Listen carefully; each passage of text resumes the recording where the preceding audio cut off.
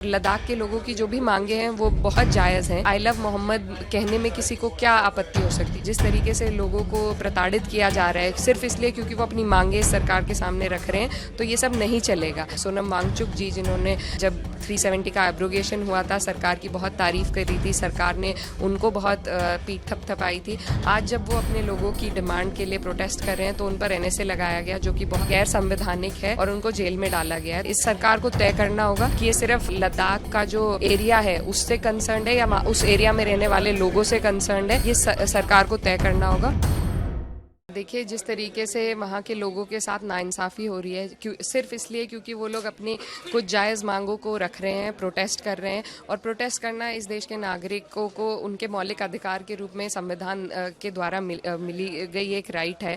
तो ये सरकार जिस तरीके से रोज़ाना संवैधानिक मूल्यों का उल्लंघन कर रही है वो हम सिर्फ मीडिया के माध्यम से देख पा रहे हैं। तो मेरी पूरी हमदर्दी लद्दाख के लोगों के साथ है, और हम चाहते हैं कि लद्दाख के लोगों को उनकी सारी जायज़ डिमांड्स फुलफिल हों। और जिस तरीके से 4 लोगों की वहाँ पर बेरहमी से हत्या कर दी गई, जिनमें से एक पुराने सोल्जर थे हमारे जो कारगिल में सर्व कर चुके हैं, और कई लोगों पर केस वगैरह लगाए जा रहे हैं। सोनम वांगचुक जी जिन्होंने जब 370 का एब्रोगेशन हुआ था, सरकार की बहुत तारीफ करी थी, सरकार ने उनको बहुत पीठ थपथपाई थी। आज जब वो अपने लोगों की डिमांड के लिए प्रोटेस्ट कर रहे हैं तो उन पर एनएसए लगाया गया, जो कि बहुत गैर संवैधानिक है, और उनको जेल में डाला गया है। तो हम मांग करते हैं कि उनकी रिहाई हो, और लद्दाख के लोगों की जो भी मांगे हैं वो बहुत जायज़ हैं। वो ये चाहते हैं कि दिल्ली में बैठे अधिकारियों को ना वो ठेका दिया जाए कि किस तरीके से वहाँ के लोगों की डेवलपमेंट होगी, वहाँ के रिसोर्सेज इस्तेमाल होंगे, इसमें उनकी भी भागीदारी रहे, हिस्सेदारी रहे। वो खुद बता सके कि उन्हें उनकी जो इकोलॉजिकल सेंसिटिविटीज़ हैं और वहाँ पर जो जोग्राफिकली डिफ़िकल्ट टेरेन है, उस हिसाब से वहाँ का एक सस्टेनेबल डेवलपमेंट मॉडल वो क्रिएट करना चाहते हैं, जो कि बहुत जायज़ डिमांड है। इस सरकार को तय करना होगा कि ये सिर्फ लद्दाख का जो एरिया है उससे कंसर्न है या उस एरिया में रहने वाले लोगों से कंसर्न है। ये सरकार को तय करना होगा।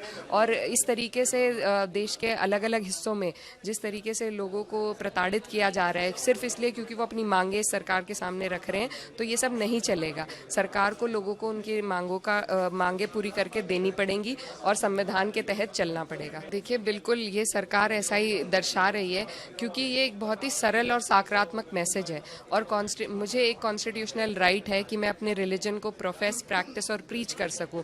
तो आई लव मोहम्मद कहने में किसी को क्या आपत्ति हो सकती है। इसी तरीके से I love Mahadev, I love Waheguru, I love Shri Ram, I love Jesus, ये सब सकारात्मक मैसेज है। अगर कोई भी अपने मजहब के प्रति अपना प्रेम दर्शा रहा है तो इससे किसी को कोई आपत्ति नहीं होनी चाहिए। इस देश में आज भी लोकतंत्र चल रहा है, आज भी सेक्युलरिज्म संवैधानिक मूल्य है हमारा, और संविधान के तहत इस सरकार को चलना पड़ेगा। हम इस सरकार को आईना दिखाने के लिए बरेली जा रहे हैं, आज नहीं तो कल हम वहाँ जाएंगे, वहाँ के लोगों की पीड़ा को सुनेंगे, जो नाइंसाफ़ी वहाँ के लोगों की साथ हो रही है उसका हम पर्दाफाश करेंगे, और इस सरकार को मजबूरी करेंगे कि वो संवैधानिक मूल्यों पर चले। या तो वो कह दे कि वो संविधान को नहीं मानती, अगर वो मानती है तो उसको संविधान के हिसाब से चलना पड़ेगा।